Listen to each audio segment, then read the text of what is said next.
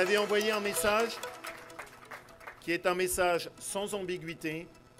Oui, ce soir, nous pouvons dire la droite est de retour. C'est une droite renouvelée qui se lève aujourd'hui.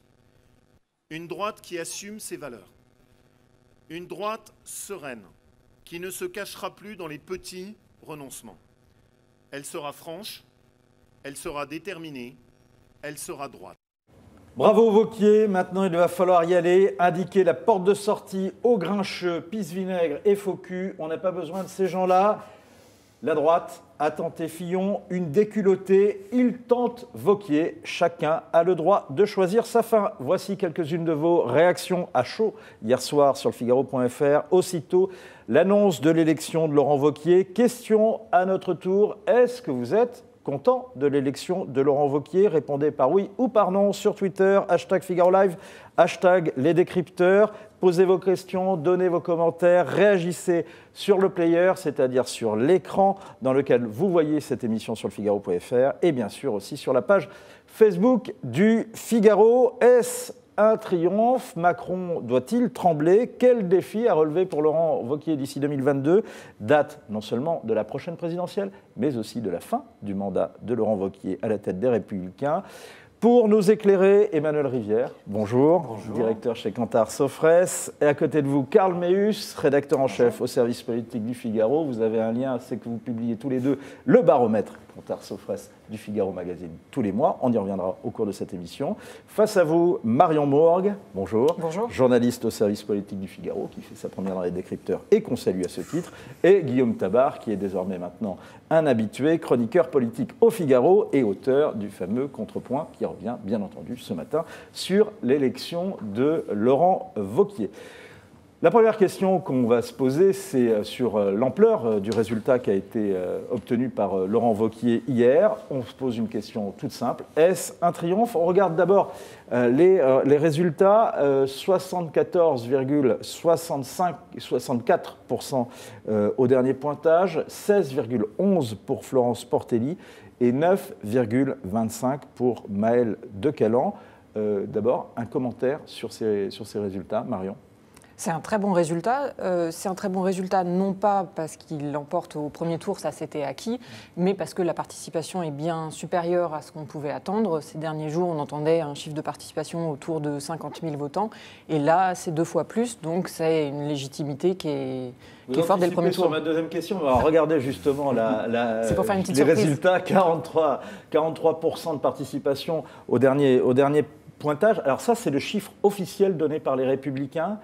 Mais en réalité, c'est un chiffre qui prend en compte le fait qu'il y ait 230 000 inscrits. Mais si on s'en rapporte, Karl, au nombre de participants qui étaient à jour de cotisation, oui, en réalité, la participation est bien plus importante que le chiffre officiel. Est-ce que vous pouvez expliquer? En fait, le problème, c'est le même pour tous les partis, c'est qu'ils veulent montrer des muscles, ils veulent fanfaronner en disant « on est 230 000 adhérents », en prenant en compte des gens qui ont adhéré il y a 1 an, 2 ans, 3 ans.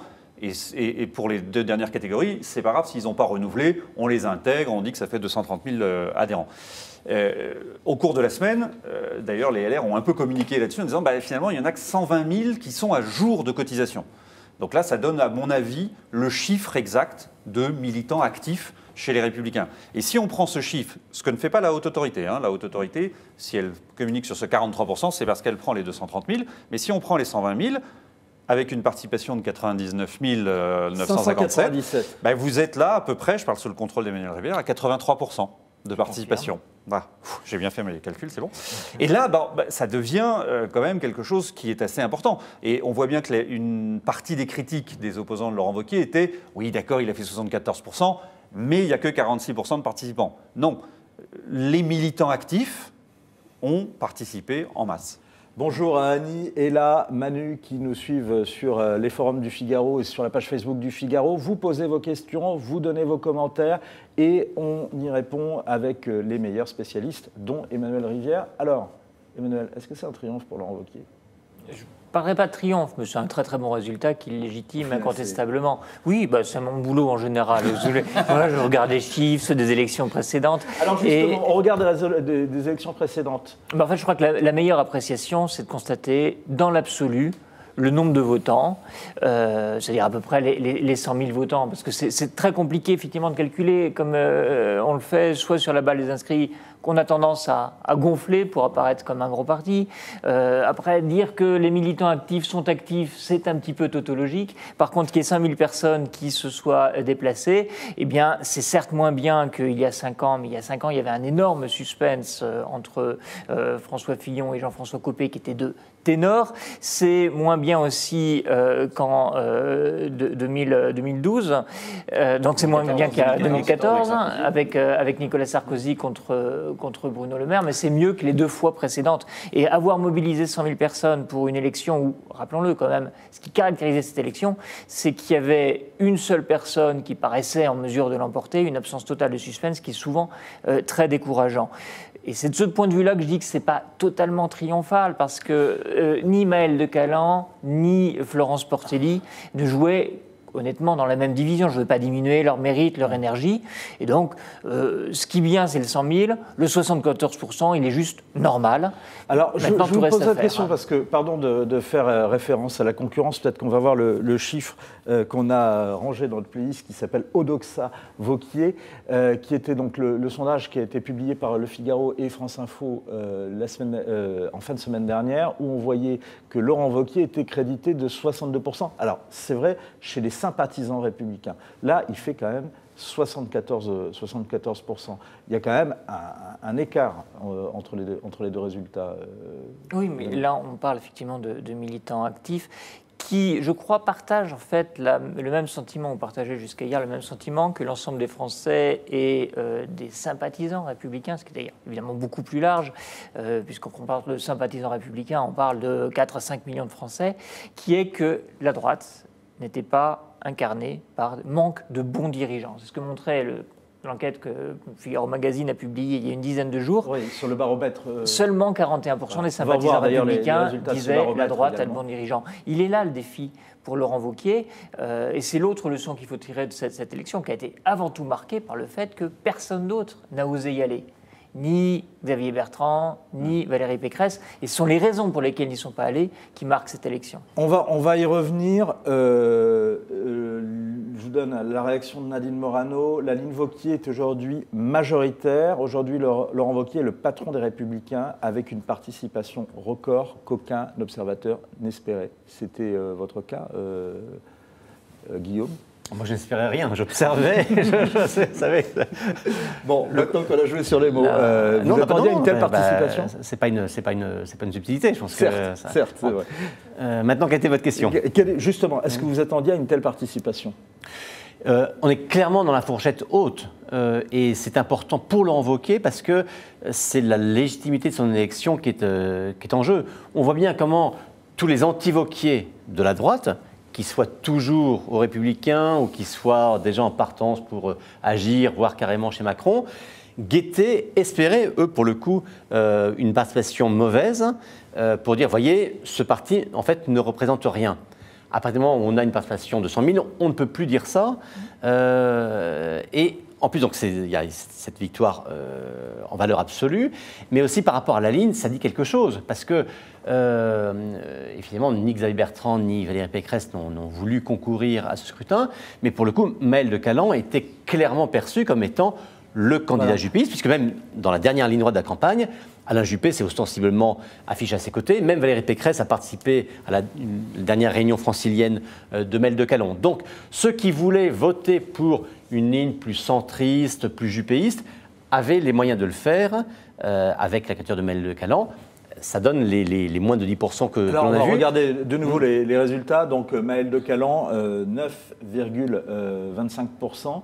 Les voilà. Autre propos que je voudrais vous faire écouter, eh bien, ce sont ceux de Laurent Wauquiez hier, quand il a tiré les premières leçons de cette élection et de ce score qu'il a obtenu. Je vous propose de l'écouter. Vous avez envoyé un message qui est un message sans ambiguïté. Oui, ce soir, nous pouvons dire la droite est de retour. Alors, la droite est de retour, c'est ce que dit Laurent Wauquiez donc, au tout début de sa déclaration. Est-ce que effectivement, c'est pas ce qu'indique également le score de Maël de Caland, c'est qu'il y a une volonté chez les électeurs LR d'aller à droite, Marion? Bon, en tout cas, Laurent Wauquiez est cohérent parce que c'est le leitmotiv de sa campagne. Et donc, depuis qu'il est arrivé, depuis qu'il s'est déclaré candidat, c'était sa thématique, la droite est de retour. Alexandre nous dit « Le score de Maël de Caland est en tout cas un énorme désaveu pour la ligne centriste de Juppé ». En tout cas, c'est une déception pour cette ligne-là parce que Maël de Caland a toujours expliqué qu'il voulait faire au moins 10% pour peser sur la ligne. Alors oui, on voit qu'elle est minoritaire chez les militants. Après, il faudra savoir si la ligne entre la ligne des militants et la ligne de l'électorat de droite est la même ou pas. Et c'est la question que posent les juppéistes. C'est de savoir si justement les militants sont aujourd'hui représentatifs de l'électorat de droite. Alors l'autre personne qui soulève cette objection d'ailleurs, c'est Florence Portelli. Elle a été assez discrète hier, mais parmi les premières réactions qu'elle a faites, elle a dit qu'elle voulait être la représentante de la majorité silencieuse et elle a appuyé sur le chiffre de 42,46%, 43%, en disant qu'il n'y avait qu'un électeur sur deux qui s'était déplacé.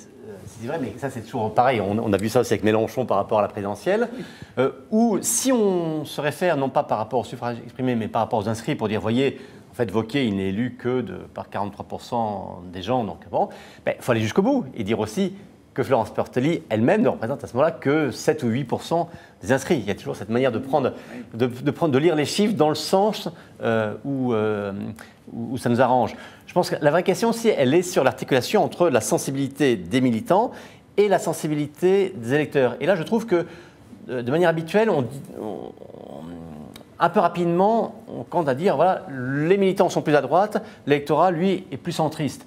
C'était le grand calcul de Juppé pour la primaire, en disant, mais je ne veux pas d'une primaire rabougrie, parce qu'une primaire rabougrie, ce sera le petit noyau dur, alors qu'avec un corps électoral très large, là, j'ai toutes mes chances. Bon, la primaire, on a eu un corps électoral très, très large, bien plus large que ce que Juppé lui-même avait espéré, plus de 4 millions de votants. Or, ce corps électoral très large avait donné une victoire très large également à une ligne qui avait été perçue comme étant une ligne clairement de droite, conservatrice, réformatrice, etc. Donc, je pense que ceux qui aujourd'hui voudraient à nouveau dire « oui, mais les militants républicains ne sont pas représentatifs de l'électorat de droite », prendraient un risque. Oui.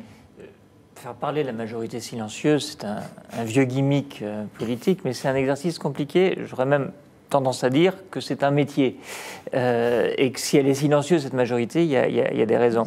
Alors, essayant d'exercer ce métier avec mon camarade Karl... C'est le manque d'incarnation le manque d'incarnation des challengers de Laurent Wauquiez, par exemple. Si c'était que ça le problème, ce serait simple. Mais ce qu'a très bien montré l'enquête du Figaro Magazine, c'est qu'il y a en ce moment un certain nombre de thèmes prioritaires pour les électeurs de droite. On va retrouver les chiffres de cette enquête.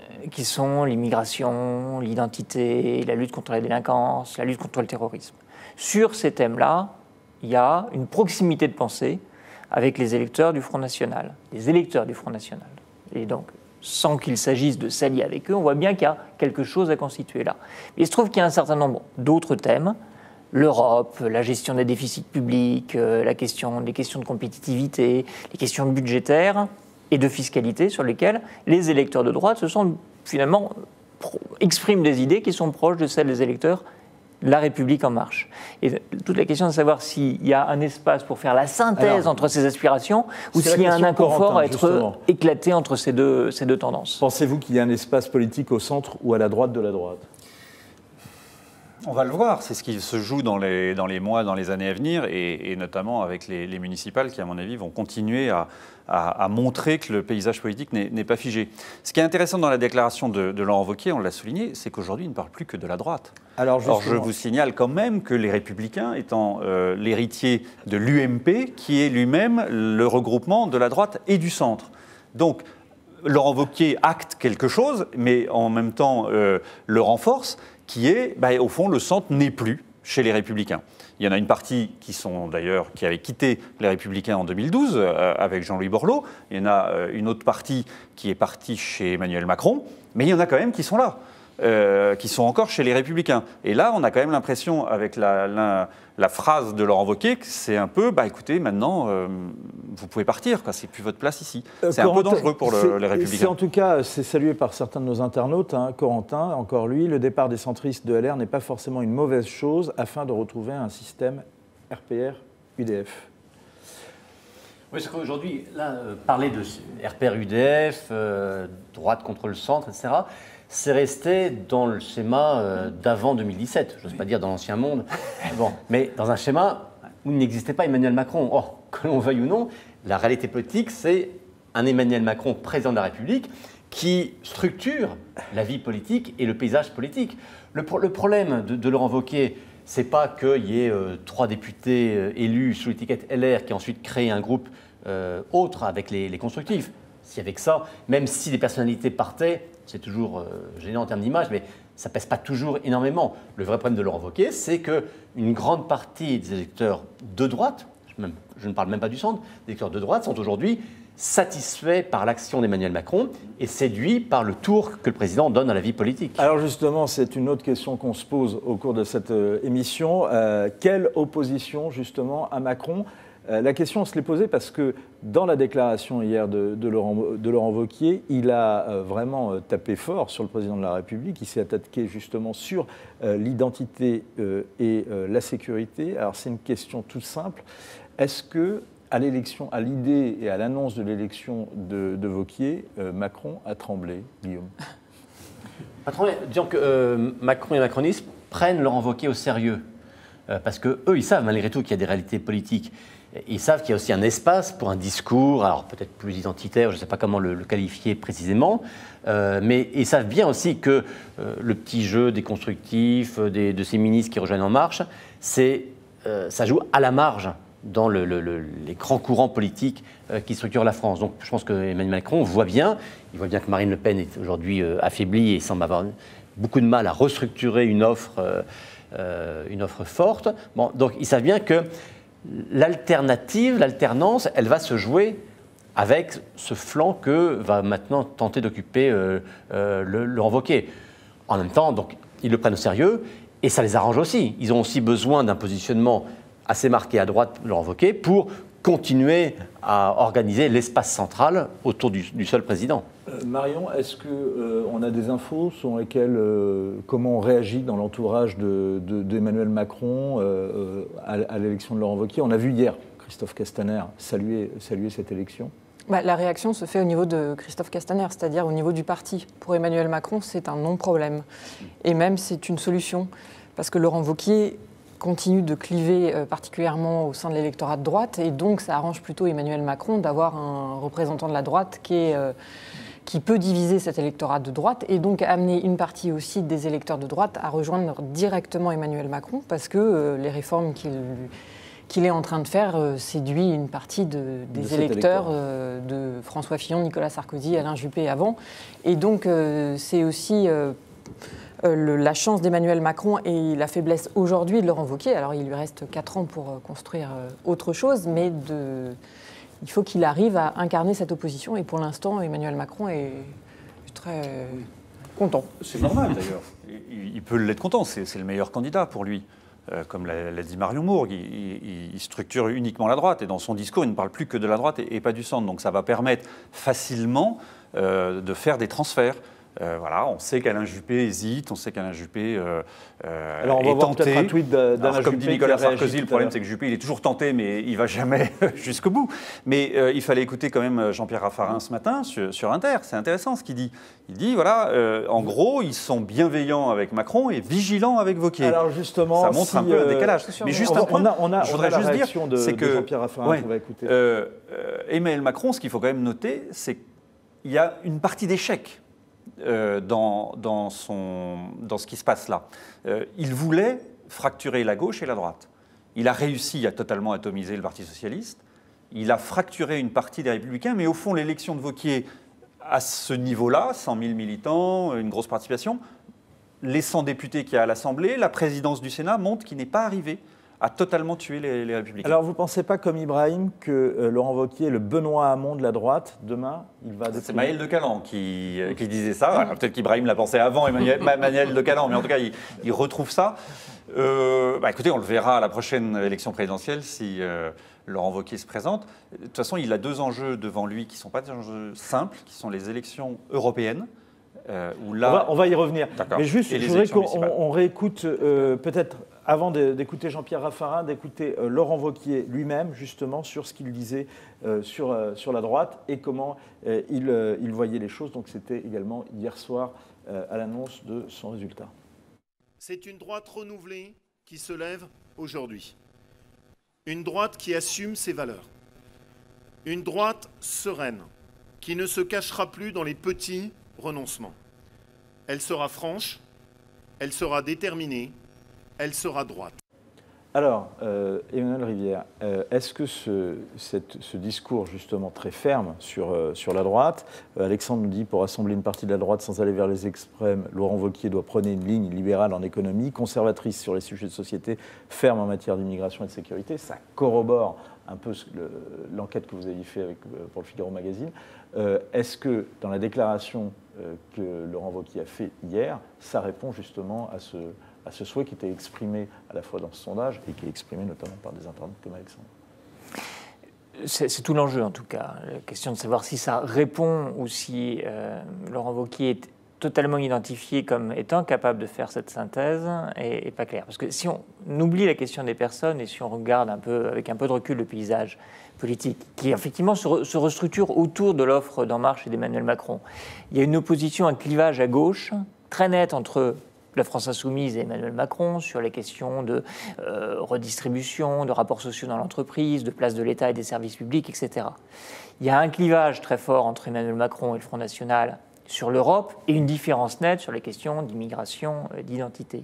Ce matin, sur la question européenne, en tout cas, on entendait Virginie Calmels dire il y a une vraie différence à l'intérieur du parti entre une ligne qu'elle incarnerait, qui est donc plus européenne, plus libérale, et celle qu'incarne par exemple Guillaume Pelletier, dont j'ai appris, grâce au Figaro ce matin, qu'ils pourraient être tous les deux vice-présidents du mouvement. Vous confirmez, Marion? Je confirme.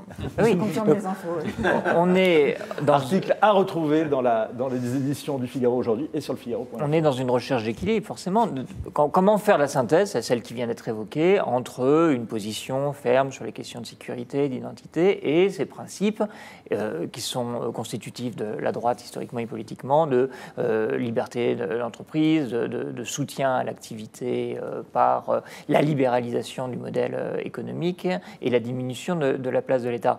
Pour pouvoir réussir cette synthèse, il faut être en position de force. Il y a des éléments, des atouts. C'est quand même le groupe parlementaire, enfin les groupes parlementaires d'ailleurs, à l'Assemblée nationale, au Sénat.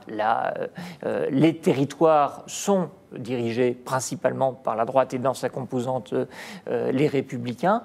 Maintenant, c'est vrai qu'il y a un vrai problème d'incarnation. Quand on regarde le niveau de la cote d'avenir dans le baromètre Figaro Magazine de Laurent Wauquiez, 12% par rapport à ce qu'était celle de Nicolas Sarkozy quand il s'est emparé de l'UMP en 2004, elle était de 54% par contre, et même 29% en 2014 quand il avait perdu de sa superbe. Donc il y a une vraie difficulté pour Laurent Wauquiez d'incarner cette synthèse. Et je dirais qu'en fait, il n'est pas complètement maître de son propre destin. Je pense qu'une grande partie de ce qui est en jeu là va se jouer en fonction de la réussite ou de l'échec d'Emmanuel Macron.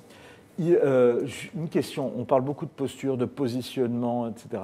Mais juste, Marion, qui l'avait suivi notamment, excusez-moi de vous poser cette question, mais c'est une question que se posent beaucoup d'internautes. Il est vraiment de droite, Laurent Wauquiez? Quelles sont ses convictions profondes et réelles? Ah ça, je pense qu'on ne peut pas lui faire le procès qu'il est vraiment de droite, oui. Ça, vous pensiez qu'il était quoi?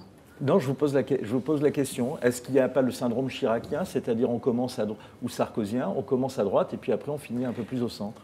Oui, on lui fait le procès souvent de zigzag idéologique. Après, Laurent Wauquiez assume justement d'avoir changé d'idée en disant, voilà, j'ai pu aussi évoluer du fait de m'être tourné sur le terrain et du fait aussi d'avoir mûri et d'avoir aujourd'hui 42 ans alors qu'il y a certaines positions qu'il avait il y a 10 ou 15 ans. Donc il assume d'avoir changé un peu de position sur l'Europe en disant qu'il était Européen convaincu, mais que, voilà, en tant que président de région, en tant qu'ancien maire, il a vu aussi que l'Europe pouvait être réellement évoluer vers une forme pleine de normes, d'euroscepticisme, etc. par exemple. Oui, qui module aussi en étant... en défendant toujours un idéal européen, mais confronté à la réalité.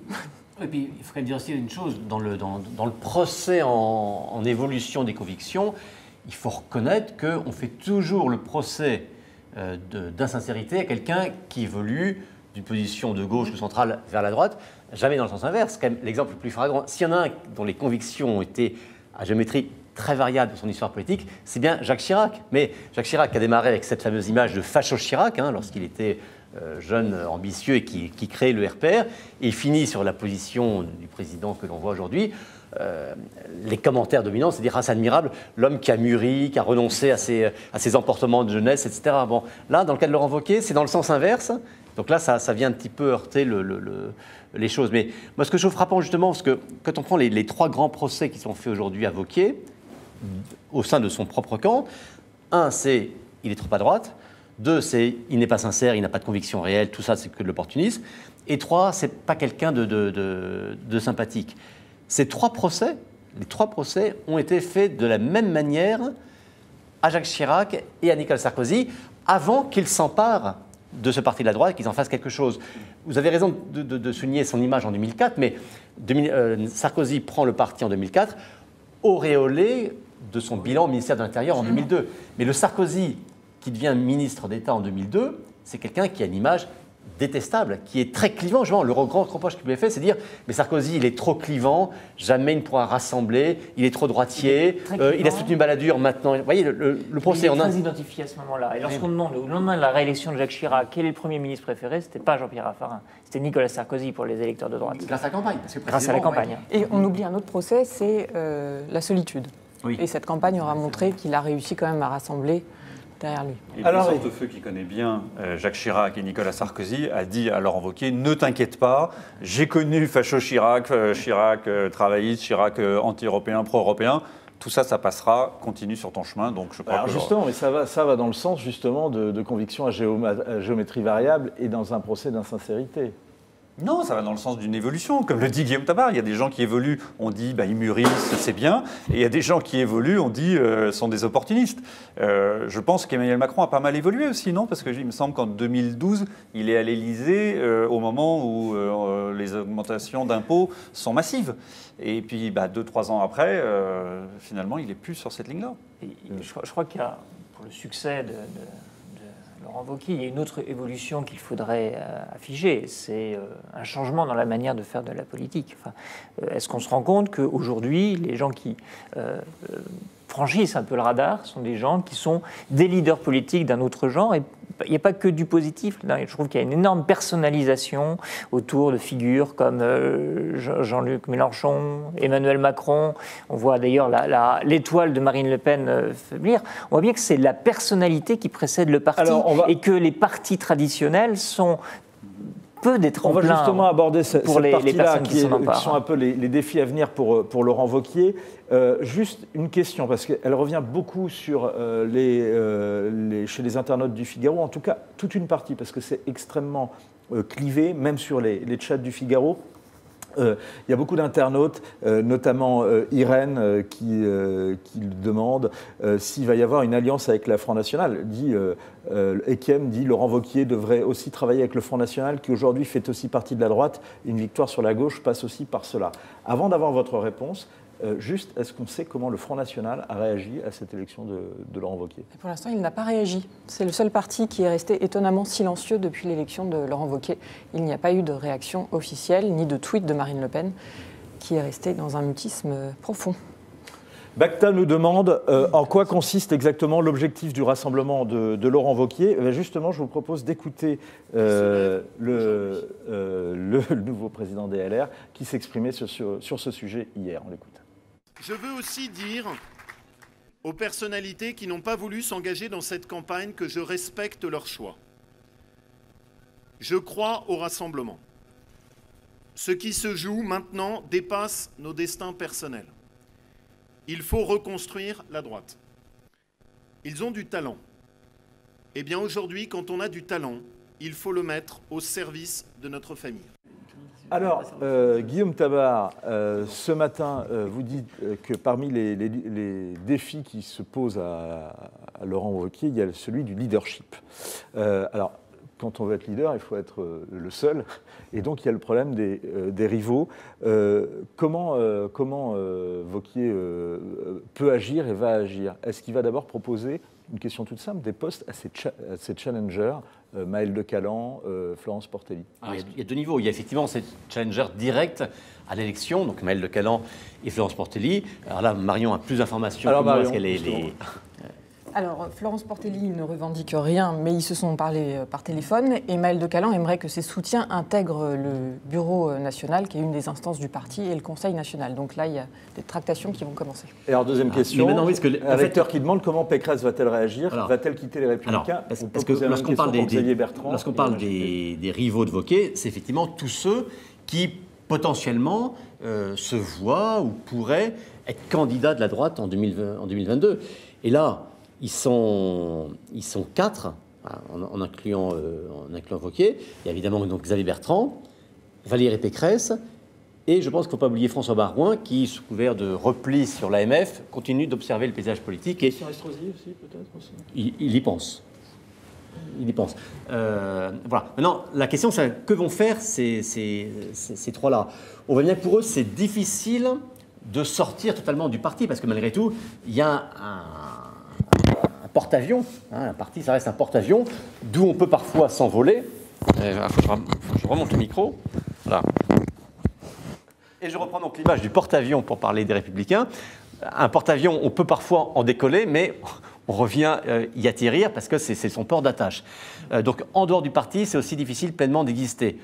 En même temps, il y a un discrédit global sur les partis. On voit bien comment la cote des partis s'érode progressivement. Et comment tous, Valérie Pécresse à travers son mouvement, Xavier Bertrand aussi à travers ce qu'il fait dans sa région, Christian Estrosi à travers sa mairie, veulent inventer des modes d'existence politique un peu différents. Voilà, tout ça va vivre simultanément pendant 3-4 ans. Il y aura bien un moment où il faudra quand même une procédure qui permette d'arbitrer entre tous. C'est ça qui est vraiment frappant dans cette élection. Normalement, la désignation du président du principal parti d'opposition, ça désigne un présidentiable. Et c'est une élection pour laquelle on s'écharpe entre poids lourds, entre leaders de la majorité, comme c'était le cas d'ailleurs entre Ségolène Royal et Martine Aubry en 2008, au moment où le Parti socialiste était dans l'opposition, comme c'était le cas entre Jean-François Copé et François Fillon en 2012. Et Nicolas Sarkozy s'est emparé des Républicains, enfin du UMP à l'époque, en 2014, parce qu'il se disait que c'était la trajectoire la plus évidente pour redevenir président de la République. Et là, le fait que les autres n'y soient pas allés dit quelque chose quand même de la dévaluation de cette, et c'est, je trouve, très inquiétant en démocratie, de cette organisation, de cette institution que sont les partis politiques. Et c'est pas un problème donc c'est pas un problème personnel, c'est pas un problème de manque de charisme, c'est pas, pour parler jusqu'au bout et pour parler vrai, le côté énarque et techno de Laurent Wauquiez qui le rend falot, par exemple, pour incarner cette fonction. De toute façon, on verra il a 4 ans pour l'incarner, il a 4 ans pour organiser le parti, pour le renouveler comme il l'a annoncé. Le problème, c'est qu'à partir du moment où il y a des gens à l'extérieur qui lui contestent son leadership, il va avoir une difficulté à s'installer comme le patron de l'opposition. Le problème qu'il a, on l'abordait tout à l'heure, ça va être les échéances électorales des européennes et des municipales. Les municipales de 2020 vont être le renouvellement de 2014 qui avait été un excellent cru pour l'UMP et les Républicains. Et donc, ça va être difficile de faire mieux. Et là, en tant que patron de parti, il va devoir assumer. Et voilà, Limoges, il n'y a pas que Limoges, il y avait eu beaucoup d'autres villes. C'est aussi sa chance, au sens où il y a beaucoup de maires qui ont été élus jeunes en 2014 et qui peuvent incarner une nouvelle génération. Alors, après, il faut les... pas tellement sur sa ligne. Non, donc, on va voir exactement ce qu'ils vont faire. Pour prolonger ce que disait Emmanuel Rivière, c'est vrai que le défi, ça va être quand même d'arriver à moderniser le parti. On voit bien qu'un certain nombre d'électeurs de droite n'ont pas envie de passer aujourd'hui par un parti politique et se désintéressent. C'est d'ailleurs le pari de Xavier Bertrand de dire justement, je renouvelle la vie politique en passant à l'extérieur du parti politique parce que Emmanuel Macron a réussi à faire autre chose et donc le parti, est-ce que c'est pas une coquille vide? Donc il faut arriver à moderniser, à renouveler, à faire revenir les intellectuels, même à réinventer un meeting. Aujourd'hui, quand vous avez un meeting avec 10 interventions publiques avant l'intervention de celui que vous êtes venu écouter, est-ce que ça correspond à ce que les gens veulent encore? C'est pas sûr. Donc il y a toute une réflexion à avoir. Ils en ont tous conscience, mais ils n'ont pas encore trouvé la recette magique. Wauquiez doit faire attention. Va y avoir une avalanche de pots de banane. C'est ce que nous dit un internaute sur le chat de Figaro. En tous les cas, il a été un peu rappelé à l'ordre. C'était notamment par Jean-Pierre Raffarin ce matin sur France Inter. Et je vous propose d'écouter l'ancien Premier ministre. Ça dépendra de 2 facteurs. 1, la réussite et la capacité qu'a Emmanuel Macron d'aller dans cette direction. Et 2, la capacité qu'a Laurent Wauquiez de s'ouvrir ou pas. Si on en reste aux propos de campagne, il est clair que le scénario semble impossible. Si Laurent Wauquiez s'ouvre, à ce moment-là, le scénario peut être possible. Donc nous verrons ça. On a 1 an pour se faire. Donc pas de précipitation. On est en observation pour les deux. Vigilance d'un côté, bienveillance de l'autre. Alors, réponse à Jean-Pierre Raffarin, celle de Lucky, par exemple, qui nous dit que les centristes partent des LR. Elle ne peut donner que du crédit à Wauquiez. On ne peut pas vouloir une droite forte avec des cadres centristes. Est-ce que ça ne va pas être l'un des problèmes de Wauquiez? C'est le principal problème qu'il semble avoir réglé dans son expression publique en disant la droite est de retour. Donc de lui-même, il exclut cette partie du centre qui est quand même à l'origine de la création de l'UMP et des Républicains. Raffarin est plus prudent, il lui laisse 1 an, il le met sous observation, comme il dit, observation vigilante. Nicolas Sarkozy a dit à Laurent Wauquiez, c'est toi qui es élu et c'est au chef d'ouvrir les bras et de rassembler. La politique, ce sont des additions, ce ne sont pas des soustractions. Lui qui nous dit Sarkozy, c'était une parole à droite et des actes au centre, une trahison pour ses électeurs. Il y a quand même cette inquiétude sur les chats. Non, mais l'inquiétude, elle est là. Elle est effectivement, c'est du molettisme. C'est Guy Mollet qui a inventé ça. Dans l'opposition, on affirme des convictions, puis quand on est au pouvoir, on fait exactement l'inverse. C'est le principal reproche qui avait été fait à Nicolas Sarkozy. Wauquiez va devoir éviter cet écueil. L'avantage qu'il a, c'est que s'il renouvelle complètement la direction des Républicains, s'il met des jeunes, qu'il fait monter, il aura un peu les mains libres pour renouveler également le corpus idéologique des Républicains. Je ne suis pas tout à fait persuadé que cet internaute représente le courant dominant chez les Républicains. Bien sûr. Ça n'a aucune valeur sondagière, il existe. Dire. Parce que je pense que l'intérêt, c'est que ce sont des internautes qui nous regardent et qui discutent discutent avec nous et on les en remercie. Et bien sûr, et puis il incarne quelque chose qui existe. Mais je pense que le noyau dur des électeurs de droite, en fait, considère encore Nicolas Sarkozy non pas comme un contre-modèle, mais comme une référence. Et c'est un petit peu ça aussi le problème de Laurent Wauquiez, et qui peut bénéficier peut-être du mentorat de Nicolas Sarkozy. Mais le problème, c'est que il y a un enjeu de renouvellement qui ne sera pas rempli comme ça, et il y a un peu le risque aussi d'apparaître un peu aussi comme la copie. C'est un peu comme les chansons de Johnny qui sont chantées par un autre. On commence d'abord par remarquer que ce n'est pas Johnny qui chante. Parce que Guillaume, ce matin, vous dites qu'il faut qu'il y ait une capacité à gagner dans l'incarnation de ce leadership pour Laurent Wauquiez. C'est comme ça qu'il sera crédible auprès de ses électeurs. Mais justement, question, est-ce que ça, c'est pas l'ancien monde? Est-ce que c'est pas ce genre de choses qui s'est faite, surtout à droite, au détriment des convictions, du travail intellectuel dont parlait Marion, une droite d'écurie au détriment d'une droite de conviction? Mais tout est lié. Je veux dire que les convictions passent d'autant mieux qu'il y a quelqu'un qui croit et qui croit en lui-même pour les porter. Je trouve que cette opposition que l'on fait parfois entre l'ambition d'un côté et les convictions de l'autre, elle n'a pas de sens. Je veux dire que les convictions n'ont de sens que s'il y a quelqu'un qui est capable de les amener au pouvoir. Sinon, ça peut être de la réflexion très intéressante, mais la vie politique, c'est vouloir gouverner un pays. Mais une fois encore, et pour prolonger ce qu'on disait, je pense que on entend Raffarin, bienveillance, vigilance, observance, tout ce qu'on veut. Il sait jongler avec les mots, c'est parfois amusant. Et, bon, très bien, mais je pense que c'est très dérisoire et très secondaire par rapport à la perception qu'a l'opinion de ce qu'est être de droite ou de ne pas être de droite. Et je pense que le plus dangereux ou le vrai signal pour Laurent Wauquiez, c'est pas est-ce que Raffarin va rester, pas rester, est-ce que Juppé va faire ceci, va faire cela. C'est la déclaration de Jean-Michel Blanquer hier au grand jury qui dit il faut l'uniforme à l'école. Je veux dire qu'une phrase comme ça, qu'un ministre d'un gouvernement je ne sais pas s'il faut le dire, de gauche, de centre, en tout cas d'un gouvernement qui n'est Et de gauche et du centre. qui est la et un peu de majorité droite.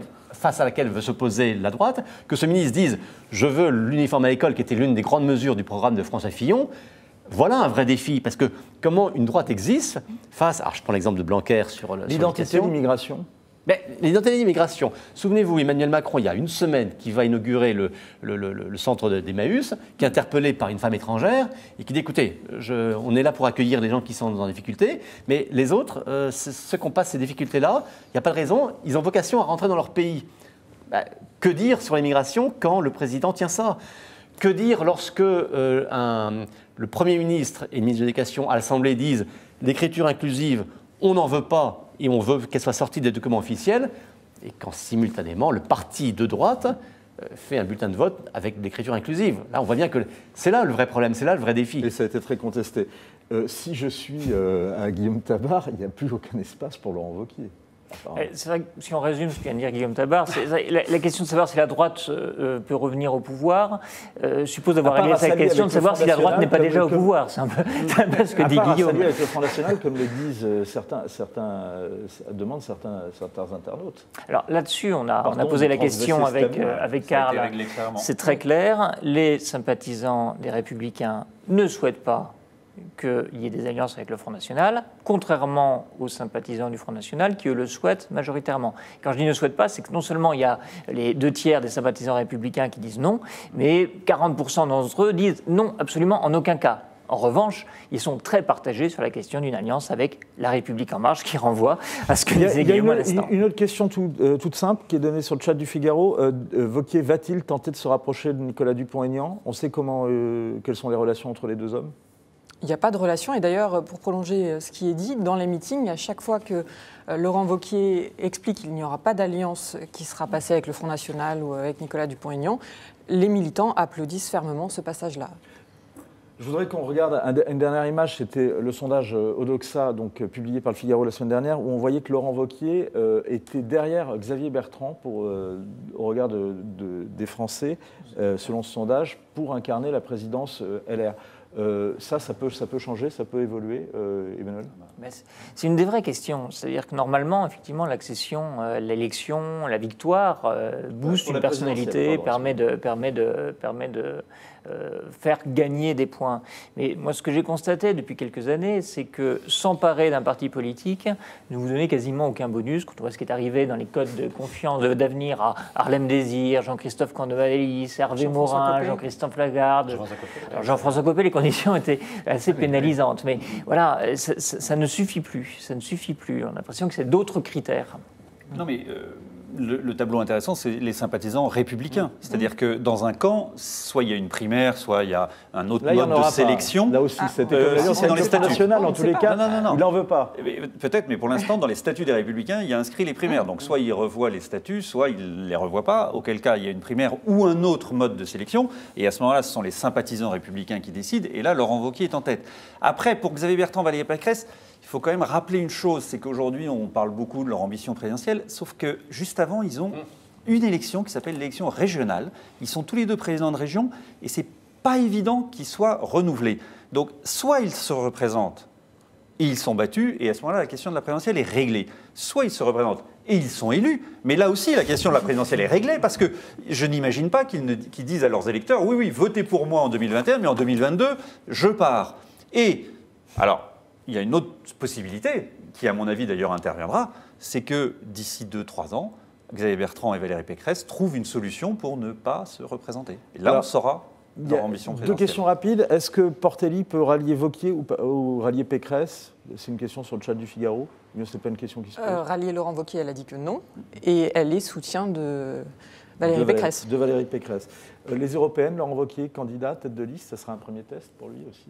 A priori, non. A priori, non. Comme tous les chefs de parti, Mélenchon, Marine Le Pen ont déjà dit qu'ils ne seraient pas candidats Donc Ça les pose un Européens. problème puisque ça va être des listes nationales. Des listes Il va falloir nationales. incarner Et donc quand un problème même. d'incarnation de leadership. Ces Ouais. élections européennes, c'est en 2019, les municipales en 2021 et d'ici là, 2020, pardon. Régionales en Pardon, 2021. en 2021. Donc 2021, les régionales, les municipales 2020, les européennes 2019. Et vous reviendrez d'ici là pour commenter la campagne. Merci de nous avoir suivis. Dans un instant, le talk Yves Tréhard reçoit l'ambassadrice d'Israël en France, Aliza Binoun. On retrouve également Point de vue ce soir avec Guillaume Roquette. Merci de nous avoir suivis sur Figaro Live.